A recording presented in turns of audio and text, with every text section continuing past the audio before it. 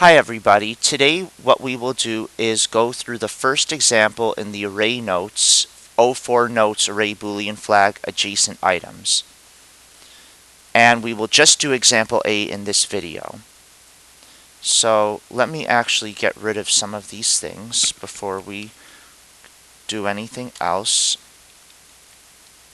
So in this problem, what we need to do is we need to see if there's a 1 in the array followed by a 77 two spaces later. If we see that, we want to set that 77 element to -10. So here, in this array, I see a 1, and two spaces later, I see a 77.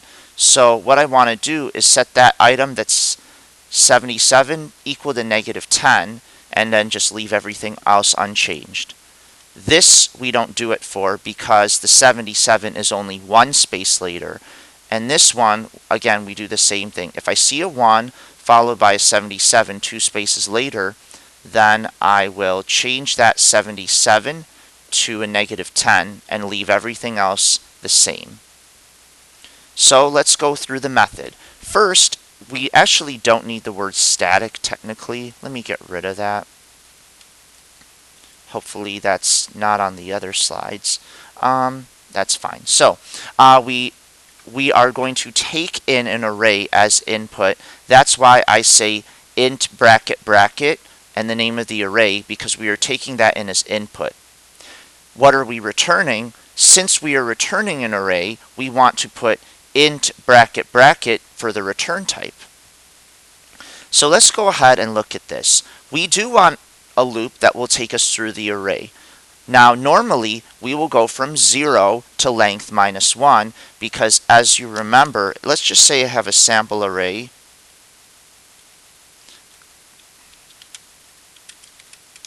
Well, in this array the length is, what is the length? It's 3, but in the positions, since we start at 0, we go 0, 1, 2. So the last item of the array is always going to be length -1.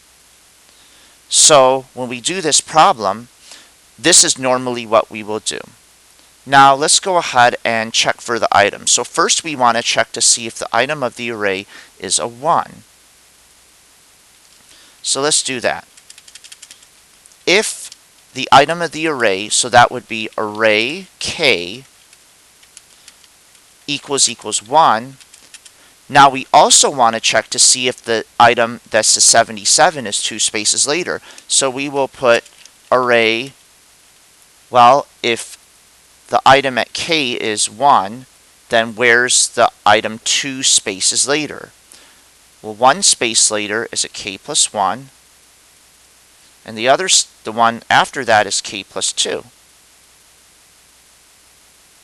So we want to say the array name bracket the position. So the array name is array. Our position is k plus 2. We want to see if that is equal to 77.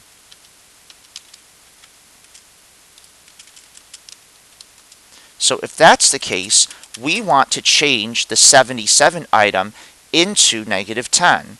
So let's just change that. So the 77 item is at position k plus 2. So we have to put the name of the array, square brackets, the position, which is k plus 2, and this time we want a single equal sign. Make sure that's -10. So that means this array item at position k plus 2 will become -10. And so we will do this all throughout the array. And finally, when we're done, we will just return that array. Now this seems almost right, but there's one small problem. Where is the last position that k can go? Well, k normally starts at 0 and increments all the way through the array. So we're just changing this. But here's the problem. If k gets all the way to the end, where is k plus 2? Well, that's beyond the scope of the array. So if they try to access k plus 2, we are going to be out of bounds. That's not a good thing.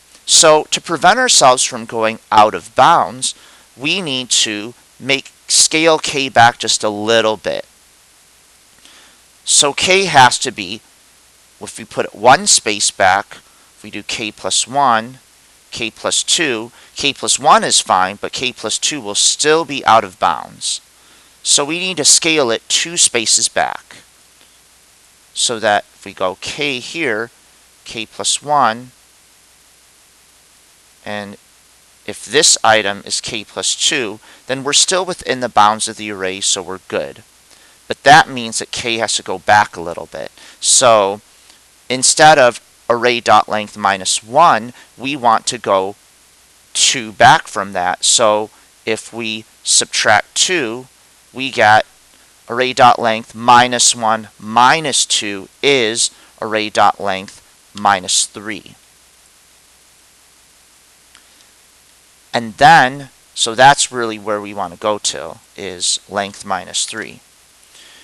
You could do the same thing here. So remember, the trick is, if it's k plus 2 inside the square brackets, we have to subtract 2 from where we normally are so we don't go out of bounds. So we could say it's less than array.length minus 2, which is the same as less than or equal to array.length minus 3. So this will prevent us from going out of bounds. And this is a really important error on the AP exam.